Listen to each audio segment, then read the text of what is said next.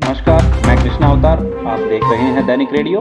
आइए देखते हैं आज की बड़ी खबरें। राष्ट्रपति इब्राहिम रईसी का हुआ अंतिम संस्कार। ईरानी राष्ट्रपति इब्राहिम रईसी का 19 मई की शाम एक हेलीकॉप्टर क्रैश में निधन हो गया था। उन्हें आज ईरान के दूसरे सबसे बड़े शहर मशहद में दफनाया गया है। आज उनके पार्थिव शरीर को मशहद शहर लाया गया था। इसी शहर में रईसी का जन्म भी हुआ था। बता दें कि रईसी के परिजन भी गुरुवार सुबह मशहद एयरपोर्ट पहुंचे थे। वे भी राष्ट्रपति के अंतिम विदाई कार्यक्रम में शामिल हुए हैं।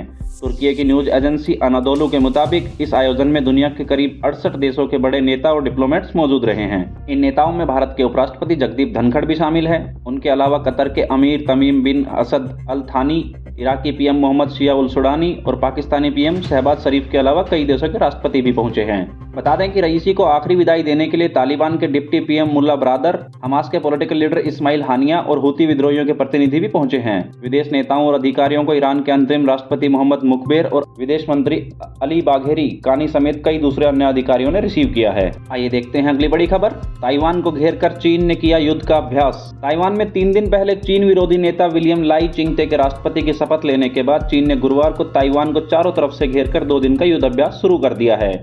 ऐसा पहली बार है जब चीन ताइवान के खिलाफ इतने बड़े पैमाने पर युद्ध अभ्यास कर रहा है। इससे पहले तक वह सिर्फ ताइवान पर आर्थिक प्रतिबंध लगाता आया है। दरअसल ताइवान में इस साल जनवरी में हुए राष्ट्रपति चुनाव से पहले चीन ने उम्मीदवार लाई चिंगते को अलगाववादी कहा था। साथ ही ताइवानियों को चेतावनी दी थी कि अगर वे सैन्य संघर्ष से बचना चाहते हैं तो सही विकल्प चुनें। हालांकि चीन की धमकी के बावजूद ताइवान ने चीनी विरोधी नेता लाई चिंगते को जीत हासिल हुई थी। उसके शपथ के बाद चीनी सेना के प्रवक्ता कर्नल ली शी ने कहा था कि ताइवानियों को इसकी सजा मिलेगी। साथ ही कर्नल शी ने यह भी कहा था कि चीन की थल सेना, नौसेना और वायुसेना इस संयुक्त अभ्यास से ताइवान की आजादी को बढ़ावा देने वाले अलगाववादियों को जवाब देंगे। इस अभ्यास में लड़ाकू विमान और नौसेना के युद्धपोत शामिल हैं। आइए बढ़ते हैं अगली खबर की तरफ। किर्गिस्तान में भारतीय छात्रों पर हुए हमले, बचाव की लगाई गुहार। किर्गिस्तान की राजधानी बिश्केक में 13 मई को मिस्र और अरबों के बीच लड़ाई के बाद हिंसा भड़क गई है।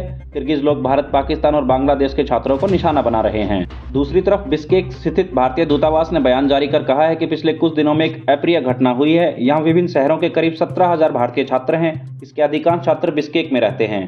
हिंसा का असर किर्गिस्तान में पढ़ रहे कुछ गुजराती छात्रों पर भी पड़ा है। किर्गिस्तान में छात्रों पर हो रहे हमलों को लेकर दैनिक भास्कर ने बिश्केक में रहने वाली सूरत की स्टूडेंट रिया लाठिया से खास बातचीत की है। रिया ने कहा, हम हॉस्टल से दूर हैं और एयरपोर्ट भी नहीं छोड़ सकते।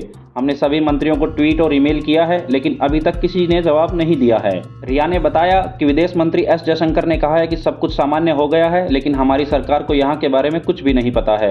सिर्फ हम ही जानते हैं यहाँ क्या हो रहा है। भारत सरकार हमारी मदद कब करेगी। आइए बढ़ते हैं अगली खबर की तरफ।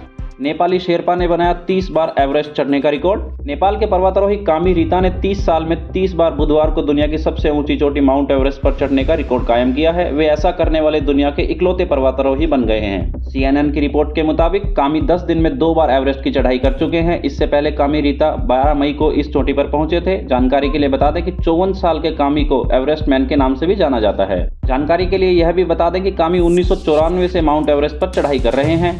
वह हर बार अपना ही रिकॉर्ड तोड़ते हैं। यह बात खास इसलिए है कि एवरेस्ट के शिखर पर चढ़ने में पर्वतारोहियों को कई दिन लग जाते हैं। ऐसे में इतने कम समय में यह कारनामा करना बड़ी उपलब्धि है। बता दें कि कामी रीता एक शेरपा है और माउंट एवरेस्ट की खतरनाक चढ़ाई के लिए यहाँ आने वाले ट्रैकर्स को गाइड करते हैं। शेरपाओं को पर्वतों पर चढ़ने के लिए उनके स्किल्स के लिए जाना जाता है। ये विदेश पर्वतारोहियों को एवरेस्ट पर चढ़ने में मदद करते हैं और इसी से इनकी कमाई भी होती है।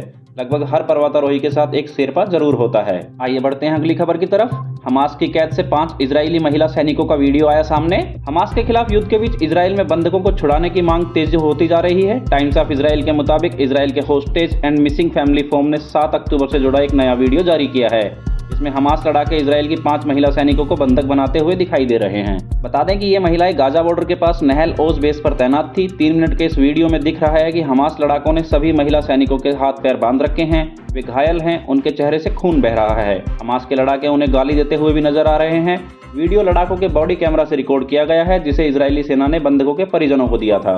वीडियो सामने आने के बाद इजरायली प्रधानमंत्री बेंजामिन नेतन्याहू ने इसे डरावना बताया है। उन्होंने कहा है कि हमास के अत्याचारों को देखकर उन्हें खत्म करने में मेरे इरादे और ताकत मिलती है।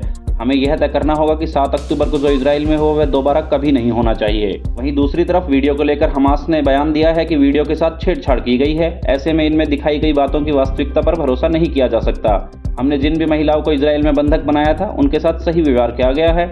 उन्हें किसी भी तरीके से प्रताड़ित नहीं किया गया है। ये थी आज की बड़ी खबरें। आप देख रहे थे दैनिक रेडियो। नमस्कार, धन्यवाद।